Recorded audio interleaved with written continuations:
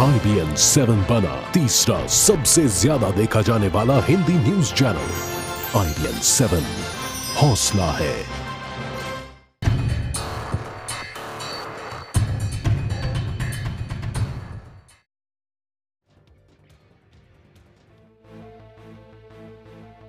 कितनी तैयार है मुफ्ती सरकार, यह सवाल पूछा जा रहा है। लोगों में बहुत ज्यादा नाराजगी है देश भर में, जिस तरह से 24 घंटे के अंदर 2 आतंकवादी हमले हुए हैं। हमारे साथ कुछ खास मेहमान इसके बारे में बात करने के लिए हैं, लेकिन पहले एक बैकग्राउंड समझ लेते हैं कि हुआ क्या है पिछले 24 घंटे के अंदर। कल आपने देखा था हमला हुआ था कठुआ में, किस तरह से पूरे थाने को गोलियों से छलनी कर दिया था आतंकवादियों ने। जम्मू कश्मीर में नवरात्र की सुबह यानी आज सुबह गोलियों की तड़तड़ाहट के साथ शुरुआत हुई। कठुआ हमले के एक दिन बाद आतंकवादियों ने सांबा को निशाना बनाया। आतंकवादियों ने सुबह 5:40 पर जम्मू पठानकोट हाईवे पर सेना के एक शिविर पर गोलीबारी शुरू कर दी। हमले में शामिल दोनों आतंकवादियों को जवाबी कार्रवाई में मार गिराया गया है। इस हमले के बाद आर्मी पब्लिक स्कूल के छात्रों की परीक्षाएं रद्द कर दी गई हैं। सूबे में बढ़ते आतंकी हमलों के मद्देनजर मुफ्ती सरकार का राजकाज सवालों के घेरे में है।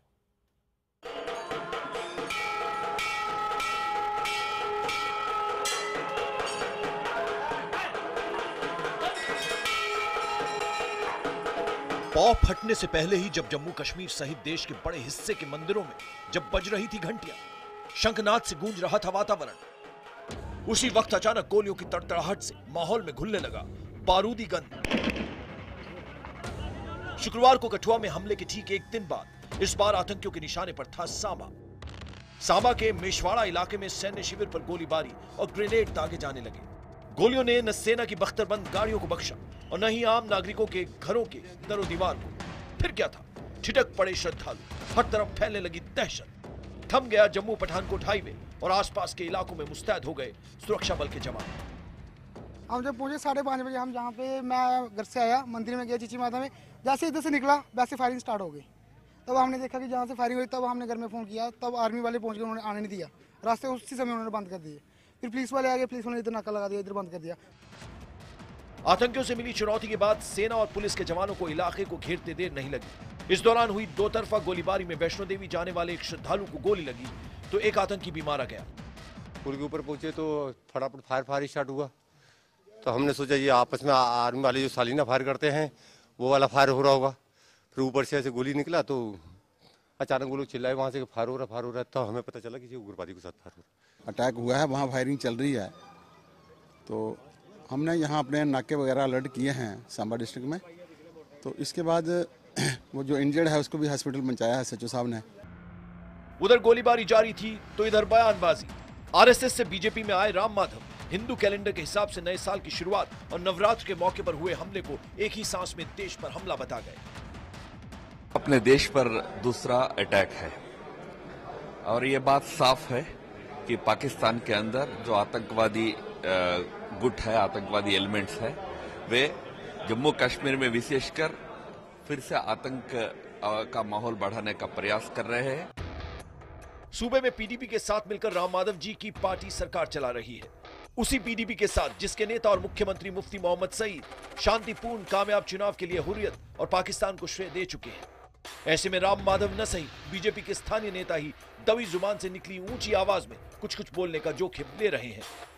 सख्ती से निपटना पड़ेगा, अदरवाइज तो ये सिर पे नाचेंगे आर्मी को, कभी पुलिस को और कभी किसी को। ये बात डाइजेस्ट नहीं हो रही हम सबसे।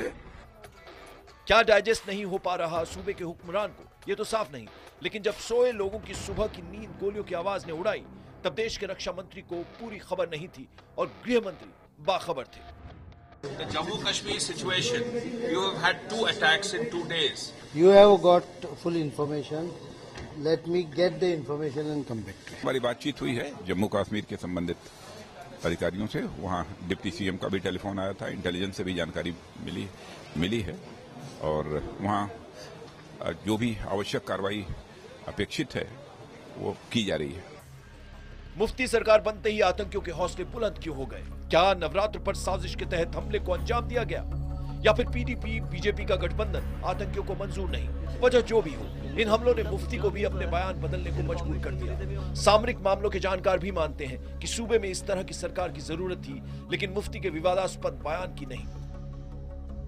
मुफ्ती जी ने जो स्टेटमेंट दिए हैं, बयान दिए हैं, वो सही नहीं है, वो नेशन के हित में नहीं है। लेकिन उनमें भी उनके रवैये में तब्दीली है। कल जो उन्होंने स्टेटमेंट दी जो कठुआ अटैक के बाद, उन्होंने अब दोबारा बोला है कि इलेक्शन जो कामयाबी से हुए उसके लिए वो लोगों को बधाई देते हैं, इलेक्शन कमीशन को बधाई देते हैं। उन्होंने इस बार ना हुर्रियत लीडर्स को बधाई दी है, ना पाकिस्तान को थैंक यू बोला है। जाहिर है सरकार में आने के बाद पीडीपी को जमीनी हकीकत और जनहित की फिक्र होने लगी है। उम्मीद कीजिए कि ये रवैया जारी रहेगा। पवन शर्मा, सांबा, IBN 7। 24 घंटों के अंदर 30 किलोमीटर के दायरे में ये दो बड़े आतंकवादी हमले हैं। सांबा से कठुआ का जो अंतर है वो सिर्फ 30 किलोमीटर का है। नवरात्रि से पहले आतंक का ये वार क्यों? और जम्मू कश्मीर में नई बनी मुफ्ती सरकार इन आतंकी हमलों से निपटने के लिए कितनी तैयार नजर आ रही है? यही है आज का मुद्दा और इस मुद्दे पर बात करने के लिए हमारे साथ कुछ खास मेहमान मौजूद हैं। श्रीनगर से नेशनल कॉन्फ्रेंस के नेता जुनैद अजीम मट्टू साहब हमारे साथ हैं। दिल्ली से पीडीपी के नेता रफी अहमद मीर साहब हमारे साथ हैं। दिल्ली से ही बीजेपी प्रवक्ता संबित पात्रा और रिटायर्ड जनरल राज कादियान हमारे साथ हैं। और पाकिस्तान से कराची से स्काइप पर हमारे साथ जुड़ रहे हैं वरिष्ठ पत्रकार शाहजेब जिलानी। स्टूडियो में यहां मेरे साथ मौजूद हैं कश्मीर मामलों के जानकार वरिष्ठ पत्रकार राहुल जलाली। सबसे पहले मैं आपके पास आना चाहूंगा पीडीपी के नेता रफी अहमद मीर साहब। कहा यह जा रहा है कि आपने जितनी सॉफ्ट अप्रोच रखी है मिलिटेंट्स को लेकर, उसके कारण यह स्पेस क्रिएट हो रही है जिसमें आतंकवादी ये हमले कर रहे हैं। 24 घंटों में 2 आतंकवादी हमले हुए हैं।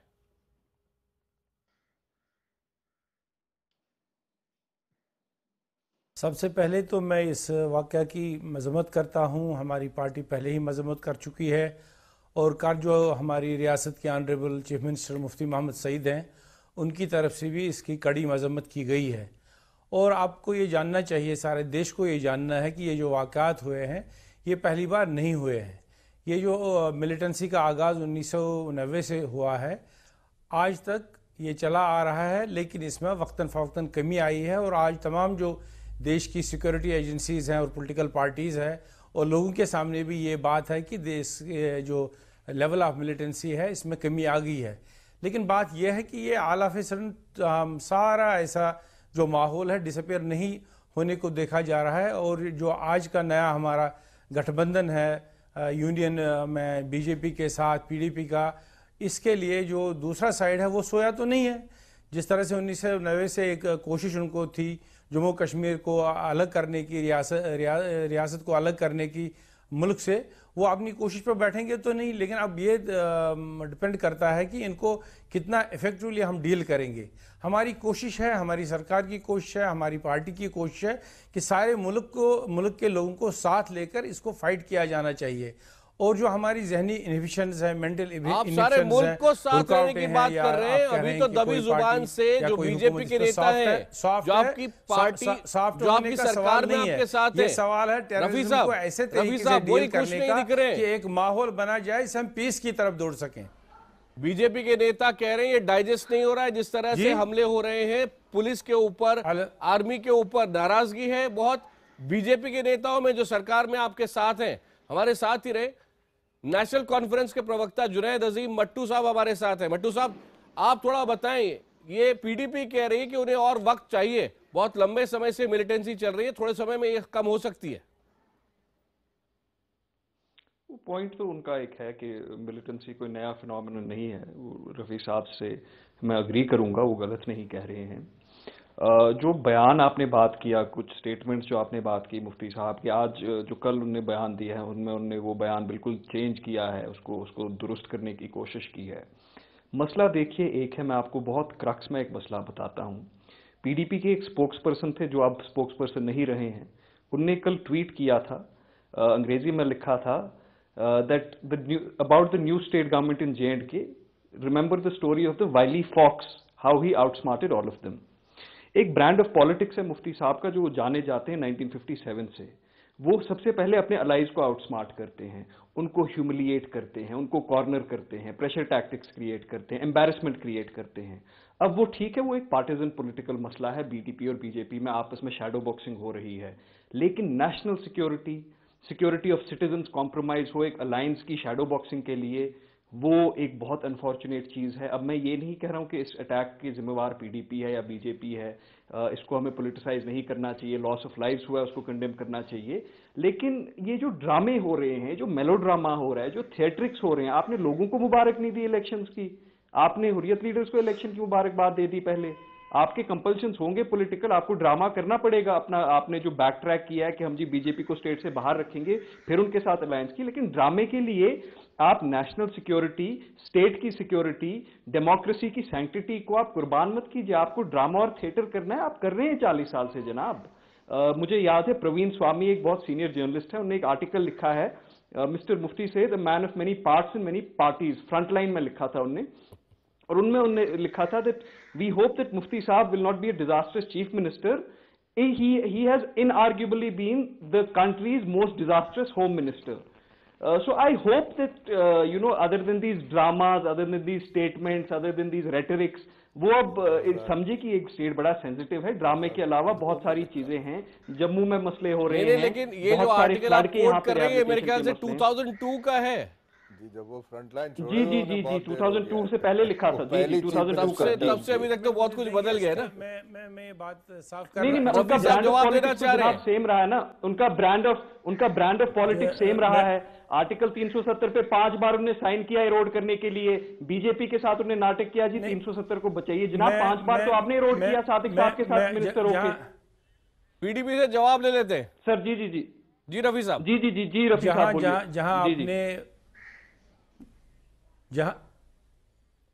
जहां आपने और मुत्तू साहब ने भी मुफ्ती साहब के बयानात का जिक्र किया, ये मैं इस मामले को खाली पॉलिटिकल एंगल से नहीं देखना चाहता हूं और न सारे हिंदुस्तान के लोगों को देखना चाहिए।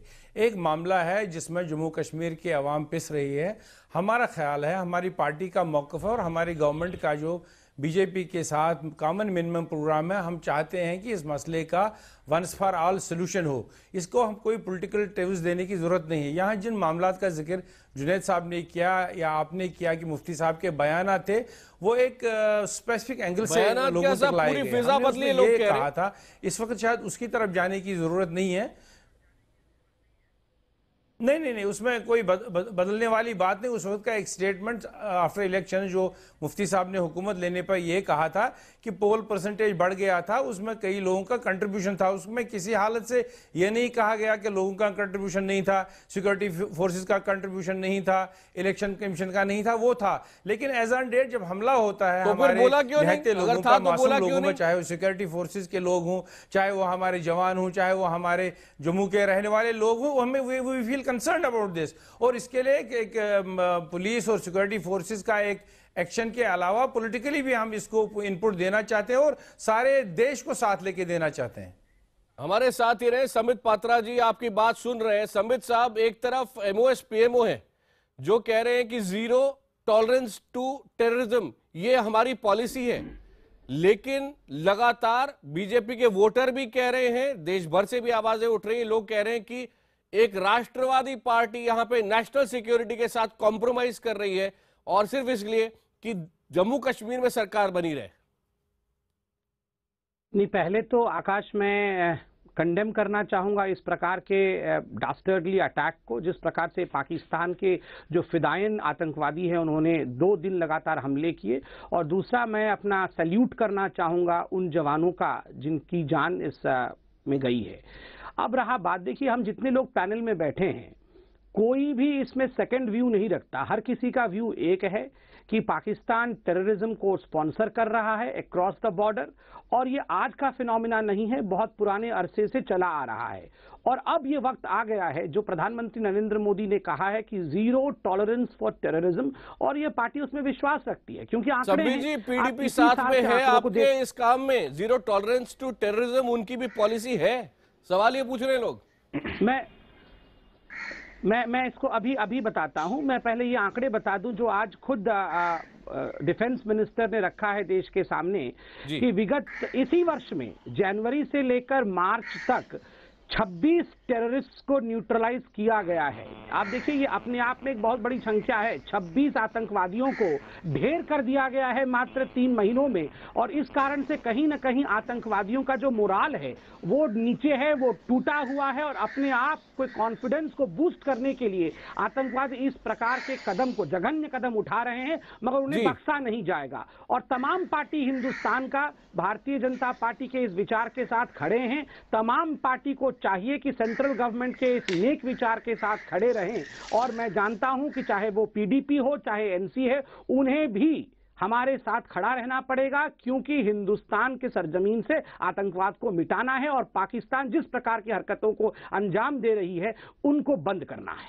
संबित जी, आप पाकिस्तान की बात कर रहे हैं। इस वक्त कराची से स्काइप पर हमारे साथ वरिष्ठ पत्रकार शाहजेब जिलानी जुड़े हुए हैं।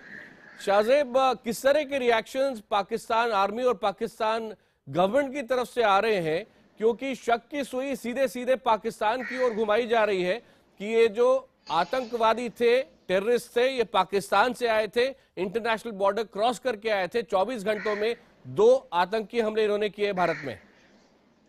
देखिए, ये एक लॉन्ग स्टैंडिंग रूटीन है जो कि ज़ाहिर कि इंडिया की तरफ से आता रहा है। पाकिस्तान में इसको ज़्यादातर इग्नोर ही किया गया है। आज भी मैं देख रहा हूँ तो और यहाँ पे खबरें चल रही हैं, कश्मीर का जो वारदात है कल की और परसों की, उस पर बहुत ज़्यादा चर्चा नहीं है। यहाँ पे आज सियालकोट में थे प्रधानमंत्री नवाज शरीफ, जो कि इंटरनेशनल बॉर्डर के बहुत ही करीब है, और वो बात कर रहे थे पाकिस्तान में एनर्जी क्राइसिस की, पाकिस्तान के अंदर जो कराची में मिलिट्री का एक एक्शन चल रहा है उसकी। तो बहुत ही एक डोमेस्टिक एजेंडा पे इस वक्त पाकिस्तान की गवर्नमेंट का फोकस है। और ये जो इंडिया से जो आते रहते हैं आरोप कि ये आतंकबंदी जो है ये सरहद पार करके आए, उन्होंने आके ये किया, ये सारे के एलिगेशंस ही हैं, और उनमें कुछ हो सकता है सच भी हो। फिलहाल हम ये नहीं जानते कि ये कौन सा ग्रुप था, क्योंकि कश्मीर के अंदर बहुत सारे ग्रुप्स हैं एंटी इंडिया, उनमें से कुछ को होगा पाकिस्तान की सपोर्ट और कुछ हो सकता है कि होम ग्रोन हो। तो अभी तक पाकिस्तान की तरफ से फॉर्मली कोई बहुत बड़ा रिएक्शन मैंने नहीं देखा अभी तक। हमारे साथ 2 खास मेहमान और इस वक्त जुड़े हुए हैं। एक छोटे से ब्रेक के बाद लौटूंगा, उनसे भी समझेंगे, क्योंकि दोनों भारत पाकिस्तान और जम्मू कश्मीर मामलों को बहुत गहराई से समझते हैं। सूत्र ये भी कह रहे हैं कि 2 दिन से जो आतंकी हमले हुए हैं इनमें लश्कर का फिदायीन गुट था। साथ ही साथ अब से थोड़ी देर में डिफेंस ब्रीफिंग भी होने वाली है, उसकी भी लेटेस्ट जानकारी आपको देंगे इस ब्रेक के बाद।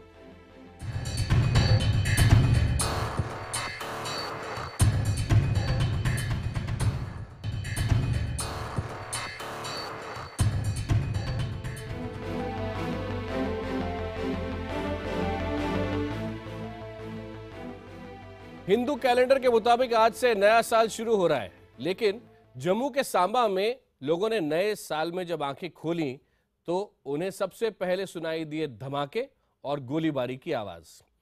24 घंटे के अंदर 30 किलोमीटर के दायरे में 2 आतंकवादी हमले। इसके कारण खास तौर पर जम्मू में दहशत और खौफ का मंजर है। सुरक्षा बल के जवानों ने अपनी मुस्तैदी से इस हमले को नाकाम किया। मुठभेड़ में दोनों आतंकवादियों को मार गिराया गया है। आतंकवादी हमले की खबर मिलते ही IBN 7 रिपोर्टर पवन शर्मा जान जोखिम में डालकर मौके पर पहुंचे। देखिए उनकी एक ग्राउंड रिपोर्ट।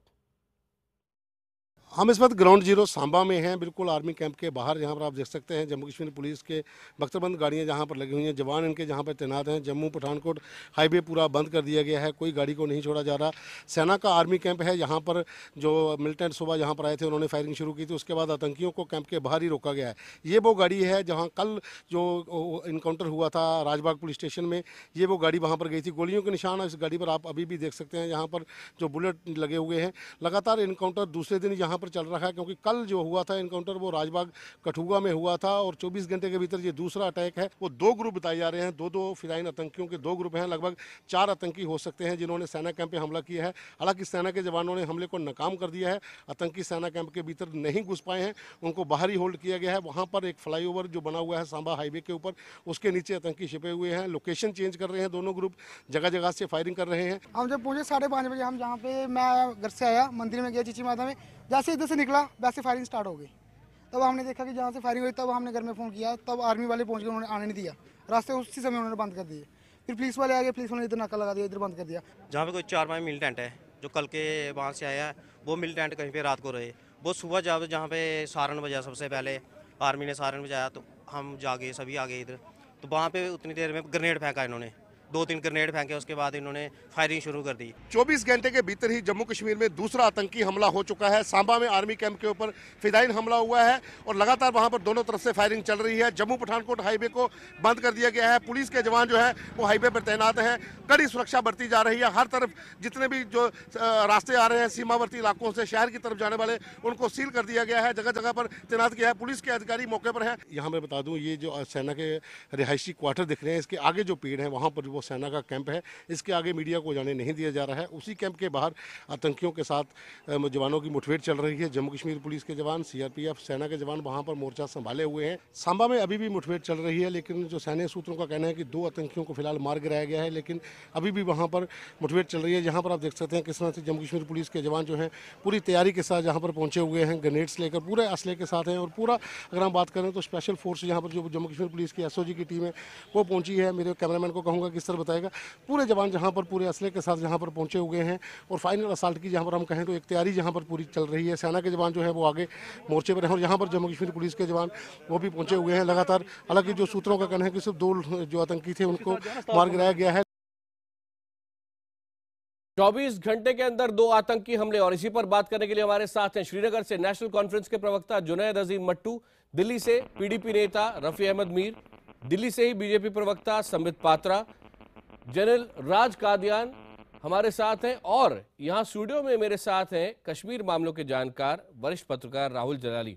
और जलाली साहब के बाद में आपको ये बता दूं कि कई बार आर्मी या बीएसएफ कोई जो क्लेम्स करती है उसके खिलाफ भी राहुल जलाली साहब जब उनको इन्फॉर्मेशन होती है तो साफ साफ तौर पे बोलते हैं। लेकिन राहुल साहब, आपसे ये जानना चाहूंगा, जिस तरह से सूत्र ये बता रहे हैं कि लश्कर इस हमले के पीछे हो सकता है और हमला करने वाले जो आतंकवादी थे वो पाकिस्तान की तरफ से आए हैं, इन बातों पर आपको कितना विश्वास है? बिल्कुल पूरा है, क्योंकि पहली बात तो ये पाकिस्तान नहीं, पाकिस्तान पंजाब की तरफ से आए हैं। क्योंकि ये जो बॉर्डर का इलाका है, सांबा, हीरानगर, कठुआ, ये बिल्कुल पंजाब साइड के बॉर्डर से मिलता है। पाकिस्तानी पंजाब की मैं बात कर रहा हूं। और अगर आप आतंकवादियों का गुट देखें तो इस तरफ से जो भी आते हैं और अभी तक आए हैं, ये खास कर लश्कर के लोग होते हैं। और ये जो फुटप्रिंट है, जिस किस्म का फिदायीन अटैक हुआ है, ये लश्कर ही करता है। और एक बात जो मैं कह दूं कि हम लोग सिर्फ दो हमलों की बात कर रहे हैं, कल की और आज की, पर ये बेल्ट में, ये कठुआ से लेके सांबा, हीरानगर, पिछले 1.5 साल से आज का जो हमला है ये 5वां है। ये बेल्ट पे हमला करना क्यों? क्योंकि जो भी लाइफलाइन, मैं अगर कहूं कि जो सड़क जो जोड़ती है जम्मू कश्मीर को भारत के बाकी इलाकों से, खासकर दिल्ली से, पठानकोट से, वो सड़क यही नेशनल हाईवे है। और ट्रेन की जो लाइन है वो भी साथ साथ चलती है। तो अगर ये दोनों बंद हो जाते हैं तो जम्मू कश्मीर कट जाता है बाकी इलाकों से। भारत दिल्ली से वहां जाने का रास्ता नहीं रहता। तो ये एक इतना इसको नॉन सीरियसली ना लीजिए। और दूसरी बात है, अगर पिछले 1.5 साल में 5 बार ऐसे हमले हुए और इसी जगह पे हुए, यही कठुआ सांबा बेल्ट में पहला हमला हुआ था, आपको याद होगा, आज से 1.5 साल पहले 2013 सितंबर में, जब आर्मी के कैंप में घुस गए ये लोग और 10 लोगों की जाने गई वहां। उसके बाद होते रहे, इलेक्शन के दौरान भी आर्निया एक इलाका है, वहां पे ये हमला हुआ था। ये सारी बातों को गंभीरता से लेना है, क्योंकि ये इंटरनेशनल बॉर्डर को पार करके आ रहे हैं आतंकवाद। ये एलओसी से नहीं है, यहाँ पे इंटरनेशनल बॉर्डर है, एक यहाँ फेंसिंग लगी हुई है, यहाँ पे बीएसएफ तैनात है इस बॉर्डर पे। तो हमें ये सिक्योरिटी, इसमें राजनीति की तो बात जरूर है कि मुफ्ती साहब क्या, क्योंकि देखिए जहां उस पे भी मैं कह दूं कि जो आफ्सा का मामला था वो अब नहीं उभरेगा। नहीं, बेहद महत्वपूर्ण मसला है। इससे मैं बिल्कुल साफ-साफ कमिटमेंट चाहता हूं आफ्सा के खिलाफ अब कोई बोलना बोलेगा, क्योंकि यही तो वो इलाका है, कठुआ का इलाका, सांबा का इलाका, इनके बारे में डिनोटिफिकेशन की बात चल रही थी। बिल्कुल, अब तो नहीं होगा, ये मुझे नहीं लगता कोई करने वाला है और नहीं करना चाहिए। और दूसरी बात, नहीं, लेकिन सुरेंद्र रफी साहब साफ साफ तौर पे बोले, रफी अहमद मीर साहब, क्या अभी भी आप चाहते हैं कि आसपा कठुआ से हटे और सांबा से हटे?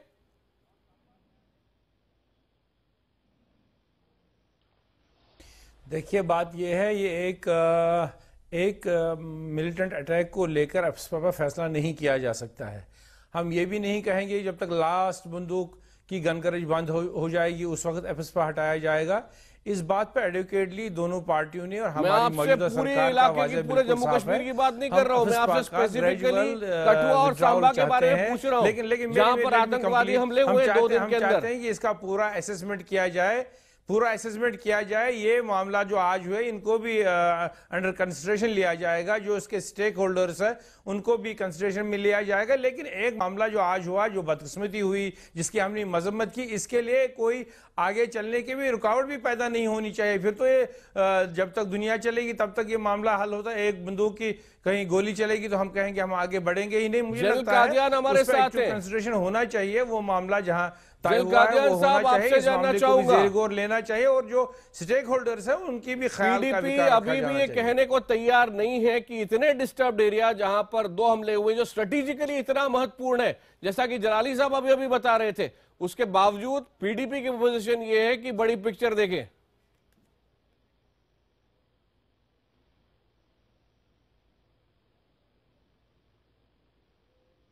जल कादियान, देखिए अगर आपको इसको इस एंगल से देखना है कि हम रियासत जम्मू कश्मीर में पुरअमन माहौल देखना चाहते हैं और ऐसा अमन जो सारे हिंदुस्तान में हो, आप क्या ये नहीं देखते आतंकवादी हमले जम्मू कुछ एरियाज को आपको छोड़ने पड़ेंगे ना रफी साहब? नहीं है, आपको एक कंडीशन आपके पास आ रहा हूं मैं, जल कादियान की बात सुनिए। तयशुदा मामलात हैं एफएसपा को लेकर, उनको बड़ा संजीदगी से उस पर फैसला किया जाएगा। जल कादियान, देखिए ये जो एफएसपा को हटाने की बात है, ये हम एक गलत टारगेट पर फोकस कर रहे हैं। दुनिया में आज तक कोई भी आर्मी सिविल सिचुएशन में इन्वॉल्व नहीं हुई है बगैर लीगल प्रोटेक्शन के। हम कितने ही उदाहरण ले सकते हैं। अमेरिकन इराक में उन्होंने रहने से मना कर दिया, जब इराक ने बोला है हमारे कानून के नीचे रहेंगे, वो सब अपने ले गए। अफगानिस्तान में उन्होंने यही शर्त लगाई है। अगर खैर पाकिस्तान तो हमारे लिए कोई नमूना नहीं, लेकिन पाकिस्तान में तो पीस टाइम में भी अगर कोई सोल्जर सिविल ऑफेंस कमिट करता है तो उसको सिर्फ आर्मी कोर्ट ही ट्राई करती है। हम ऐसी हालत में, वहां तो वार चल रही है, कश्मीर में जो चल रहा है प्रॉक्सी वार है। अगर हालात डिस्टर्ब है, अगर आर्मी की आपको जरूरत है तो आर्मी को लीगल प्रोटेक्शन चाहिए। ये एक गलत फहमी है कि इस एक्ट के तहत जवान कुछ भी कर देते हैं, वो बलात्कार भी करते हैं, मर्डर भी करते हैं, ऐसा नहीं है। डिसिप्लिन मेंटेन की जिम्मेवारी जितनी आर्मी संभालती है और खासकर भारतीय सेना जो कि बहुत डिसिप्लिन मानी जाती है, इस बात में कोई सच्चाई नहीं है। ये कहना कि आप एक डिस्ट्रिक्ट से हटा दो, अनंतनाग में रखो, श्रीनगर से हटा दो, ये भी प्रैक्टिकल बात नहीं है, क्योंकि मिलिटेंट कोई बाउंड्री से काम नहीं करते हैं। बिल्कुल, सेना का पक्ष आपने रखा है। जनरल कादियान, संबित पात्रा इस वक्त हमारे साथ है। संबित जी, आप पीडीपी की बात सुन रहे हैं, आप प्लीज इस सिचुएशन को क्लियर करें। एफएसपा क्या अभी भी सोचा जा सकता है कठुआ और सांबा जैसे इलाकों से हटाने के बारे में? बिल्कुल नहीं, और हमारा स्टैंड इस मामले में बहुत ही स्पष्ट रहा है, बड़ा ही क्लियर रहा है शुरू से ही कि आसपा जो है वो हटना नहीं चाहिए। और हमने बड़े स्पष्ट रूप से ये कहा है, हाँ जब हमारी गठबंधन हुई तो हमने कहा आप रीलुक जरूर करिए, मगर इसका जो अंतिम निर्णय होगा वो central government along with army मिलके लेगी। आपको ध्यान होगा नवंबर 2014 में और उससे पहले से ही चिदम्बरम साहब आसपा को एक ऑब्नॉक्शियस लॉ कहते थे और इसके आर्टिकल 4A को, शेड्यूल 4A को वो अमेंड भी करना चाहते थे, मगर आर्मी तैयार भी नहीं हुई थी। स्वाभाविक रूप से आसपा का क्या होगा इसका निर्णय हम लोग जितने लोग यहाँ बैठे हैं उससे ज्यादा आर्मी ले, क्योंकि आर्मी ही ग्राउंड सिचुएशन को समझती है और मुख्य स्टेक होल्डर है। और मैं फक्र के साथ कह सकता हूं कि जितने स्टेक होल्डर्स हैं, चाहे वो एनसी है, चाहे पीडीपी है और चाहे कांग्रेस रही है, भारतीय जनता पार्टी चाहती है कि ह्यूमन फेस के साथ जो एनेबलिंग प्रिंसिपल्स हैं आसपा के वो लगे रहे, मगर ह्यूमन फेस के साथ। आपने खुद देखा कि इस प्रकार बड़गांव में जब 2 बच्चों के साथ अनहोनी हुई तो बहुत ही जल्दी कानून ने अपना काम भी किया, पनिश भी किया गया और एक संदेश पूरे देश में भेजा गया। नेशनल कॉन्फ्रेंस से भी जाना चाहूंगा, जुनैद अजीम मट्टू साहब, आपकी क्या पोजीशन है खास तौर पे सांबा और कठुआ को लेके, एफएसपा को लेके? देखिए, हमने हमेशा कहा है कि लीगल कवर की आर्म्ड फोर्सेस को जहां तक जरूरत है वो एक बहुत ही अंडरस्टैंडेबल पॉइंट है, हमारी डिसएग्रीमेंट रही है कि वो लीगल कवर कहीं कहीं लीगल एक सेंस ऑफ इम्प्यूनिटी बन जाता है और वो नहीं बनना चाहिए। कठुआ सांबा की बात है, देखिए मैं यहाँ बैठ के कोई भी पॉलिटिशियन ये नहीं आपको बता सकता है कि कठुआ सांबा में इंटेलिजेंस इनपुट्स क्या है, एक न्यूज़ एंकर भी नहीं आपको बता सकेगा इंटेलिजेंस इनपुट्स क्या है, कहाँ पे क्या होने वाला है, मैं वो नहीं करना चाहूँगा। लेकिन मैं संबित को एक बात बता दूँ कि वो ठीक है, वो एक ओनस ले रहे हैं कि वो कह रहे हैं कि सब इस बात पे सहमत हैं, he is taking the liberty to announce a consensus in the panel, good. But Sambit को मैं एक चीज़ बता दूं कि जो गवर्नर्स एड्रेस अभी लेजिस्लेटिव असेंबली में J&K में हुआ था, वहाँ पे ये कहीं नहीं लिखा गया था कि आप ASP के रिवोकेशन के खिलाफ हैं। ये दोहरी ज़बानों में बातें करना प्लीज़ छोड़ दीजिए। J&K एक नॉर्मल स्टेट नहीं है, हम ड्यूअल अप्रोच को हम बर्दाश्त नहीं कर सकेंगे, इससे कुछ मेस क्रिएट हो जाएगा। बीजेपी जम्मू कश्मीर में दो नावों पर पांव रखकर आगे बढ़ रही है, इस पर बात करेंगे। छोटा सा ब्रेक यहाँ पर ले रहा हूं और साथ ही साथ हमारे खास मेहमान हमारे साथ बने हुए। इस ब्रेक के बाद जब लौटेंगे तो बात करेंगे कि आर्मी ब्रीफिंग में क्या हो रहा है, ये भी समझेंगे इस ब्रेक के बाद।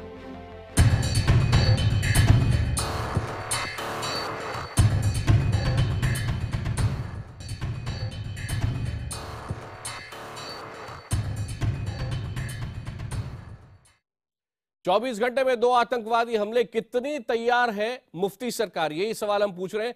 हमारे संवाददाता पवन शर्मा इस वक्त हमारे साथ जुड़ गए हैं। पवन, ये बताएं, डिफेंस ब्रीफिंग में किसने ब्रीफिंग की और क्या लश्कर के बारे में कोई बात कही गई? देखिए, जो अभी प्रेस ब्रीफिंग यहाँ पर हुई है, जो सांबा के ब्रिगेड कमांडर है DS राणा, जो ऑपरेशनल कमांडर थे, जो सुबह से इस ऑपरेशन को लीड कर रहे थे, उन्होंने मीडिया को बताया है कि सुबह 5:45 पर इन आतंकियों ने संतरी पोस्ट पर हमला किया था और हमने दोनों को एक लंबे मुठभेड़ के बाद उनको दोनों को मार गिराया, क्योंकि इनके पास बहुत ज्यादा असला था और जो लगातार सेना के जो जवान थे, जो घेर था, वहां पर ग्रेनेड दाग रहे थे और लंबी मुठभेड़ के बाद दोनों को मार गिराया है। लेकिन कमांडर ने यह नहीं बताया कि ये लश्कर के हैं या फिर किसी और की अभी जांच जारी है। हम इसका पूरा अभी पता कर रहे हैं कि ये जो ग्रुप है, क्या ये वही ग्रुप है जो कल वहां से निकला था, उनके साथ का ग्रुप है या फिर ये अलग ग्रुप है और किस तंजीम के है, इसका भी उन्होंने कहा कि हम जांच के बाद पता लगाएंगे इसका। धन्यवाद पवन इस जानकारी के लिए।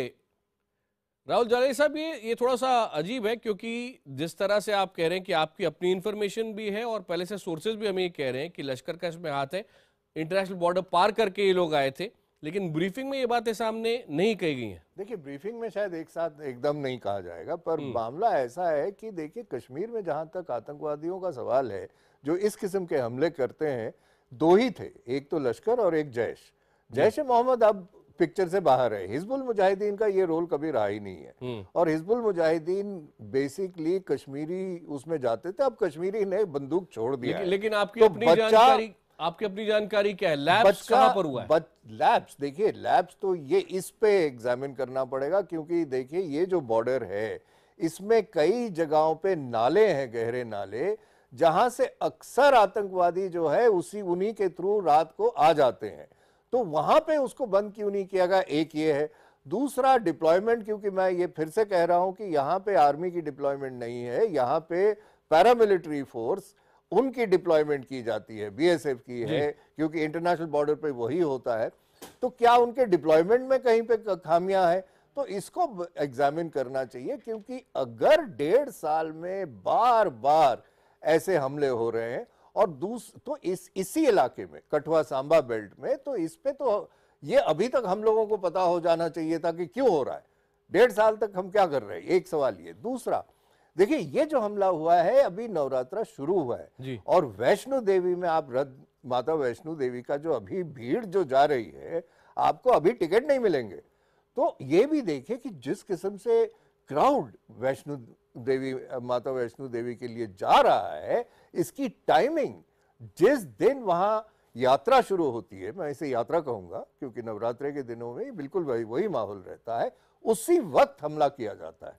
और मैं जो पहले कह चुका हूं कि ये पूरा जो लिंक है, ओवरलैंड रास्ते का जो लिंक है, ट्रेन का और नेशनल हाईवे का, वो 6-6 घंटे 7-7 घंटे बंद रहता है। रफी अहमद मीर साहब, आपसे पूछना चाहूंगा कि आप सारी बातें ध्यान से सुन रहे हैं इतनी देर से, स्ट्रेटेजिकली जितना इंपॉर्टेंट ये इलाका है और साथ ही साथ बड़ा सोच समझ के नवरात्रि के आसपास 2 आतंकवादी हमले किए गए हैं, पाकिस्तान की ओर उंगली उठ रही है, क्या आप अभी भी पाकिस्तान को शामिल करना चाहेंगे बातचीत में, और किस तरह से?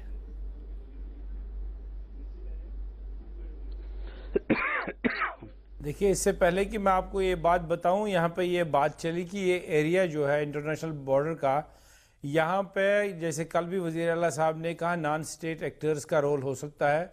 इंटरनेशनल बॉर्डर है, वहाँ पे बीएसएफ तैनात है, वहाँ कितनी कोताही है, वहाँ कितनी कमी है, पाकिस्तानी सेना की कहाँ से ये जानकारी के बगैर ये कोई लश्कर के हमले अपने आप हो सकते हैं? आपका जवाब, आपका जो सवाल है, हमने